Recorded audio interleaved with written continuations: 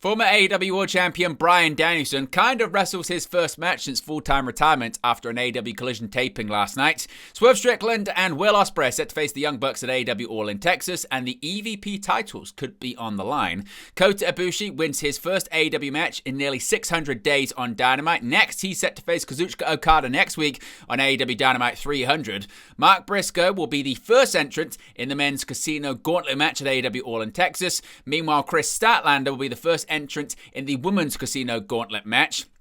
Jet Speed is set to challenge for the AEW World Tag Team Championships against the Hurt Syndicate at AEW All in Texas. MJF seemingly begins a program with Mark Briscoe last night on Dynamite. A TNT Championship match is confirmed for AEW Collision this evening. A four-way ladder match is scheduled for the TNA World Tag Team Championships at Slamversary. An update on the WWE production staffers that were reportedly stranded at Qatar Airport ahead of Night of Champions in Riyadh this weekend. Vicky Guerrera reportedly is set to return to WWE television in the near future. Hulk Hogan opens a bar opposite Madison Square Garden, and AEW commentator Jim Ross says his cancer is gone and is targeting a return at AEW All in Texas.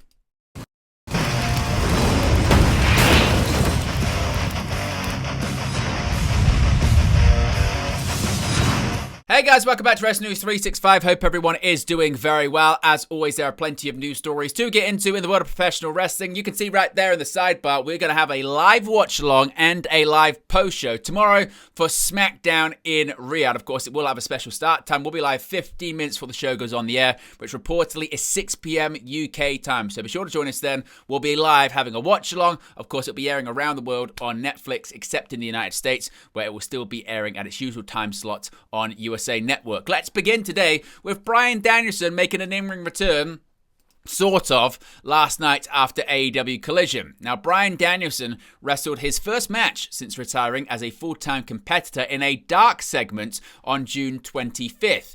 All Elite Wrestling taped last night's episode of AEW Collision at the ShoWare Center in Kent, Washington on Wednesday. The main event of the taping featured a battle of the Kyles between Kyle Fletcher and Kyle O'Reilly. That was, we'll save the spoiler, actually. We'll save the spoiler. After the taping ended, O'Reilly was about to cut a promo for the fans in attendance when he was suddenly interrupted by Max Caster. The former AEW World Tag Team Champion then issued a Best Wrestler Alive open challenge that was answered by Bryan Danielson. After Caster and Danielson came face-to-face, Adam Cole hit Caster with a super kick, and the American Dragon submitted Caster in 8 seconds with a label lock to win the match. Danielson then put over Kyle O'Reilly following the match, announcing that he was joining Paragon for one night as Kyle Danielson.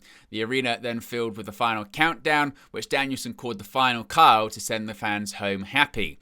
Now, prior to this dark match, Danielson had not wrestled since his full-time retirement at WrestleDream 2024, when he dropped the AEW World Championship to Jon Moxley. Now, Danielson did get physical for the first time since his retirement last week, making a save for Blue Panther following Ring of Honor and CMLL Global Wars when he hit Shane Taylor with a Basico knee.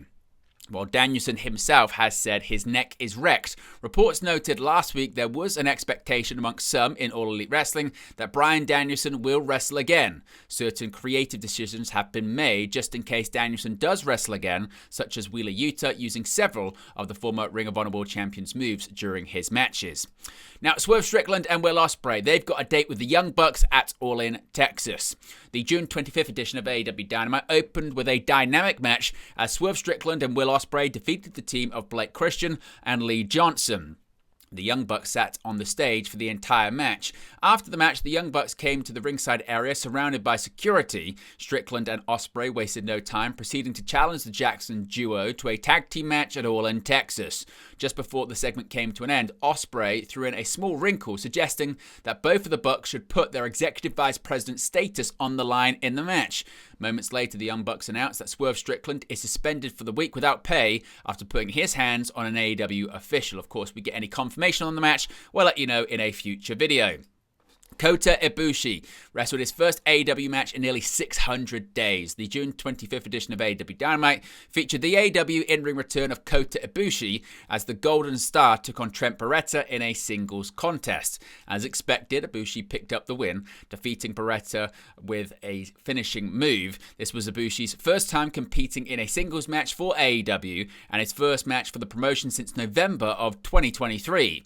After the match, Ibushi came face-to-face with the Rainmaker himself, Kazuchika Okada. This has led to a match being confirmed for next week's special Dynamite 300 episode. Yes, first in his second singles match in the promotion, Kota Ibushi will look to end the undefeated streak of Kazuchika Okada. This match will come just days before the Rainmaker faces Kenny Omega at AEW All In Texas. In addition to that, Mercedes Moné will look to extend her reign as the TBS champion, as she'll defend the championship against Mina Shirakawa. Of course, Moné attacked Timeless Toni Storm to begin last night's AEW Dynamite. Mark Briscoe, he's punched his ticket for All In Texas. On the June 25th edition of AEW Dynamite, Konosuke Takeshita, Mark Briscoe, Roderick Strong, and Bandido competed in a four-way match to determine the number one entrant in the men's casino gauntlet match at AEW All In Texas. In the closing sequence of the match, Bandido looked to hit the 21 plex on Mark Briscoe. Takeshita jumped in at the last second, making it a 42 plex. Takeshita went for the pin, but Roderick Strong broke it up. Takeshita proceeded to plant Strong with a Blue Thunder Bomb for a near fall. Bandido recovered and launched Takeshita across the ring with a 21 plex, but before he could capitalize, Roderick Strong caught him with a jumping knee and an end of heartbreak backbreaker. Mark Briscoe scored the pinfall victory moments later, coming off the top rope with his Froggy Bow elbow drop on Strong. As previously mentioned, the victory assures that Briscoe will be the number one entrant into the men's casino gauntlet match at AEW All In Texas. Of course, there's going to be two casino gauntlet matches at All In Texas, one for the men and another for the women. And Chris Statlander is heading to Texas too. The former TBS champion was able to punch her ticket to the show on Wednesday's edition of Dynamite, defeating Willow Nightingale, Thunder Rosa, and Athena in a four-way match to earn the number one spot in the women's casino gauntlet match. Statlander won the match in controversial fashion, nailing Willow Nightingale with a Saturday Night Fever pile driver after she was distracted by Wheeler and Yuta and Marina Shafir. It looks like possibly Statlander could be aligning with the Death Riders as hinted at during AEW Collision over the weekend. Jet Speed, they'll get an opportunity at the AEW World Tag Team Championships at All In. The Jet Speed duo were able to pick up another victory on Wednesday's edition of AEW Dynamite, defeating the makeshift team of AR Fox and Ricochet. After the conclusion of the match, Mike Bailey and Kevin Knight laid out the challenge, saying that they want a shot at the AEW World Tag Team Championships. The group was jumped from behind by the current champions, the Hurt Syndicate. After making their way to the ring, MVP announced that Bailey and Knight will get the challenge for the titles at All In Texas if they're still able to walk after the attack. Now, when it comes to the Hurt Syndicate, we actually heard from them last night on AEW Dynamite, and we seemingly saw a program begin between former AEW World Champion MJF and Mark Briscoe. Now, on Wednesday's AEW Dynamite, Mark Briscoe took a shot at MJF's pickle size, saying MJF has a teeny tiny kosher pickle. Briscoe's comments led to a kosher pickle chant from the crowd. Now, in terms of this being a program moving forward, according to Sean Ross Sapp of Fightful Select, MJF and Mark Briscoe started the program on AEW Dynamite. Fightful have been told this has been a program that the former AEW World Champion MJF has pushed for quite some time and was considered very important to him. So there could be more of this moving forward on AEW programming. Now, it's a special Thursday episode of AEW Collision this evening on TNT, and a TNT title match has been added to the show. The next installment of AEW Collision is going to air today, that being June 26th, Thursday. It's going to be a tape show, it was taped last night, and a title match has been confirmed for it. After TNT champion Adam Cole threw out the challenge to any member of the Don Callis family, it was Josh Alexander answering the call, and their match is official. In addition to the title match, joining the lineup will be Big Bill and Brian Keith, taking on the team of Christian Cage and Ring of Honor World Television Champion Nick Wayne. There is also going to be an in-ring meeting between the Outrunners and FTR after the Outrunners took a stance against FTR on past Saturday's episode of AEW Collision. Let's go over to TNA Wrestling and talk about Slamversary. Of course, Slamversary is next month. And Matt Hardy has made a big announcement during a recent media appearance. TNA Wrestling is inching closer to its Slamversary pay-per-view on July 20th from the UBS Arena on Long Island in New York. A new match for the show was announced by Matt Hardy during an appearance on Busted Open Radio. Hardy revealed there'll be a four-way ladder match for the TNA World Tag Team titles featuring the Hardys, First Class, the Rascals, and the champions, the Nemeths. Quote, "They had us just announced it yesterday, what the match was for TNA Slamversary. We might as well throw it out there right now. That match is going to be going down. We're going to be part of. It's going to be the Hardys wrestling against the Rascals and also First Class, as well as the champions, the Nemeths, as we finally get our return match for the tag team titles. And it's going to be in a ladder match, our speciality. So it's going to be a big deal. It's one you don't want to miss. Now, as Night of Champions draws closer this Saturday in Riyadh, Saudi Arabia, we have an update on production staffers that were stranded a few days ago. With a precarious ceasefire in effect between Iran and Israel, WWE is still presenting Night of Champions in Riyadh, Saudi Arabia. The war between Israel and Iran had led to much of the airspace over the Persian Gulf being restricted, and the restrictions led to various WWE employees being stranded in Qatar as Iran was bombing US military targets in the country. According to PW Insider, the stranded employees have finally made it to Saudi Arabia, where they will be joined by some of the WWE roster shortly.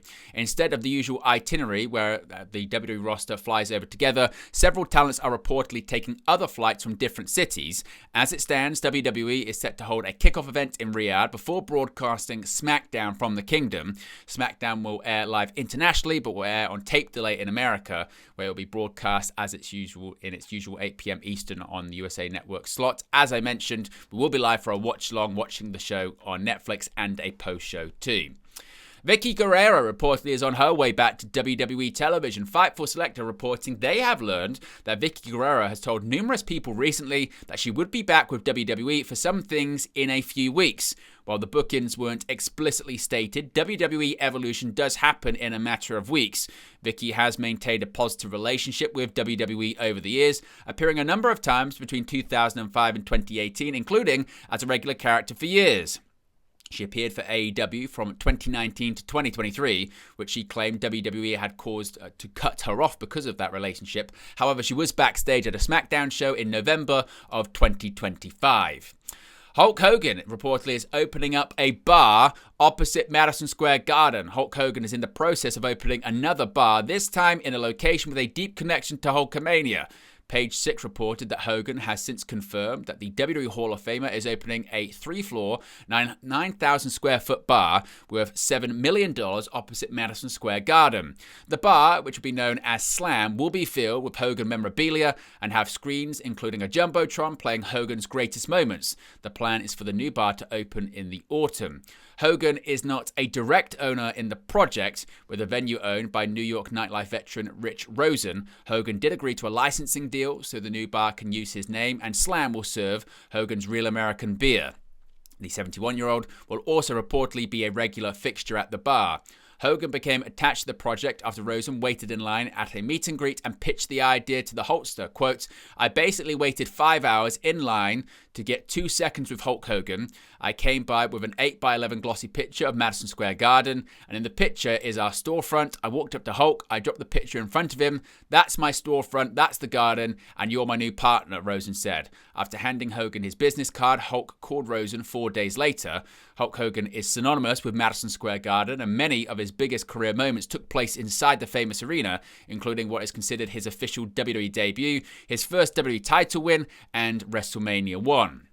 Hogan already owns his own bar, Hogan's Hangout in Clearwater, Florida. His Real American Beer brand also recently submitted an offer to buy Hooters, while Hogan launched an amateur wrestling league, Real American Freestyle, earlier this year. And some positive news when it comes to the health of WWE Hall of Famer and AEW commentator Jim Ross. It has been continued good news for current AEW announcer and WWE Hall of Famer Jim Ross post-colon cancer surgery. During his most recent podcast with Conrad Thompson, the 73-year-old said, quote, "The cancer's gone, which I'm very happy to say. I'm blessed that my health has returned, and I'm feeling pretty damn good."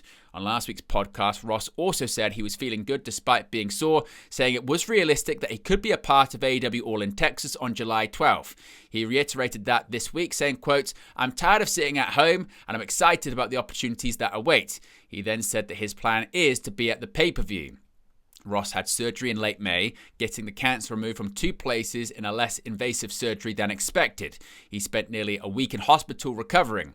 Ross said AEW head Tony Khan was, quote, "amazingly wonderful during my illness," end quote, and, quote, "has certainly taken good care of me, and I plan on being reciprocal and doing my best to take care of him in my role going forward." So all the best wishes go out to JR.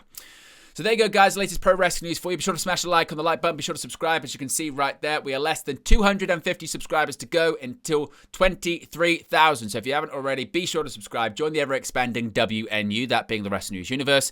In addition, you can become a member of the WN365 roster. Links in the video description below. You can click the join button or scan the QR code when it appears on the sidebar. Speaking of the sidebar, you can see all upcoming live streams we've got here on the channel. That includes tomorrow, Friday Night SmackDown. We'll have a live watch-along and a post-show as we watch that live on Netflix.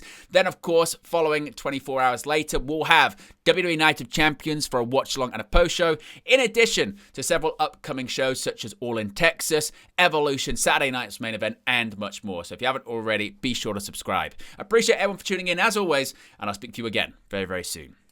Hey guys, thank you for watching, listening, streaming, or however you come across this video today. Be sure to click on the video on the right there to watch our next video, or click the bottom there to subscribe, or the bottom right hand corner. Thank you very much, and I'll speak to you again very soon.